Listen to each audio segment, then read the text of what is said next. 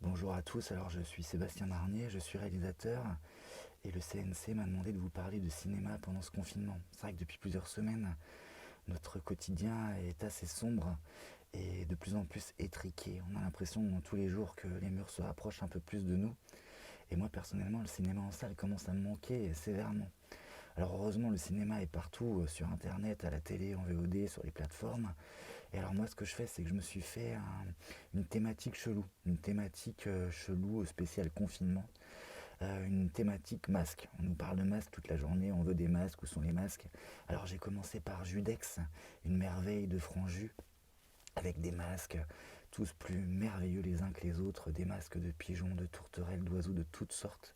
J'ai enchaîné avec son chef-d'œuvre Les yeux sans visage.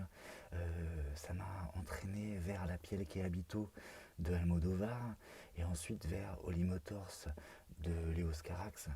Je sais que dans les prochains jours, je vais pouvoir du coup enchaîner avec plein de films de super-héros et aussi même avec Fantomas et avec La Cité de la Peur. J'ai une quarantaine de films de masques, j'espère qu'on sera sorti avant et que je ne vais pas pouvoir finir cette thématique. Mais j'ai surtout moi aussi envie de vous parler des films merveilleux que j'ai découverts les semaines ou les mois juste avant le confinement en salle, quand le temps était plus beau, quand le temps était plus lumineux et quand on pouvait encore aller au cinéma. J'ai envie de vous parler en fait surtout, enfin pas surtout, mais déjà d'un film qui s'appelle La dernière vie de Simon.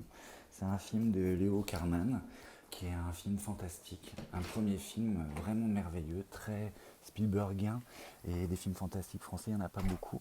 Et celui-là est très réussi. Euh, le rôle principal, c'est Benjamin Voisin, qui est vraiment une révélation fracassante qu'on va voir dans plusieurs films français, notamment dans l'été 85 de Ozon, dans les prochains mois. Il est vraiment fabuleux. Et il est aussi dans un autre film que j'ai beaucoup aimé, qui est sorti en tout début d'année, qui s'appelle Un vrai bonhomme de Benjamin Parent. Un très beau film sur la masculinité, sur la virilité. Alors voilà, Benjamin Voisin. Et puis aussi, je pense, j'ai envie que tout le monde découvre le film de Javier Herzi, Tu mérites un amour, qui est vraiment un film délicieux, qui est à la fois hilarant, qui est en même temps extrêmement politique. C'est une petite utopie. On aimerait que le monde d'après le confinement soit exactement comme dans ce film. Tous les acteurs, Avzia, mais aussi Janis Bouziadi, sont vraiment formidables. On a envie de les aimer. Je pense aussi, là il fait beau. Je pense avec ce soleil à Zaya Deharan. Je pense à Une fille facile de Zlotowski. J'ai tellement aimé regarder Zaya, j'ai tellement aimé l'écouter, je l'adore, je pense énormément à ce film, beaucoup. Je pense aussi à Mélissa Guerre dans La fille au bracelet.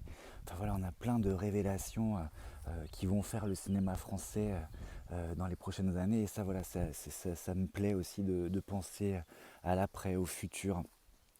Et puis moi aussi j'ai envie j'imagine, je rêve tous les films qu'on avait envie de voir à Cannes cette année, tous les films qu'on rêvait pour les prochains mois, que ce soit enfin le Verhoeven, le Werazeta Cool, le Samuel Tace, le Garçon chiffon de Nicolas Maury.